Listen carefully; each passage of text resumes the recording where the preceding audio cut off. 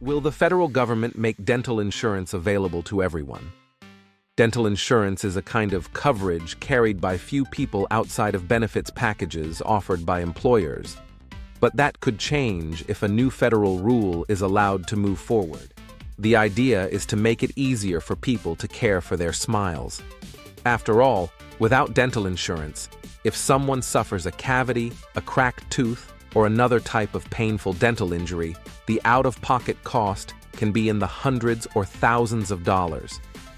This type of expense, particularly right now, leaves many Americans without any obvious options for receiving timely care.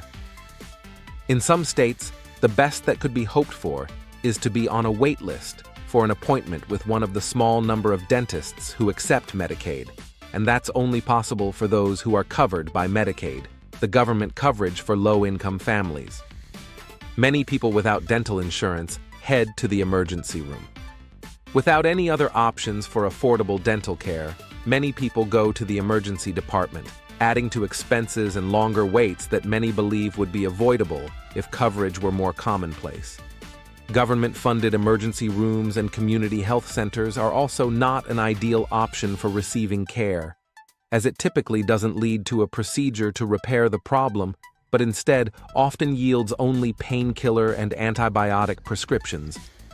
Not only does that fail to offer a long-term solution, but it also contributes to both the prescription drug addiction crisis and the antimicrobial resistance crisis that are both growing out of control not only in the United States, but around the world. Some Americans currently rely on loans from friends, family, banks, or less affordable sources in order to be able to pay a dentist or oral surgeon to perform a procedure. Cash is usually required up front, so it can mean that people need to wait a long time before having the procedure, increasing the risk of infection and therefore the amount of time and expense needed for recovery. This is dangerous, and infections in the mouth can rapidly enter the blood and become worse or even deadly. The federal government is now considering adding dental insurance to the Affordable Care Act.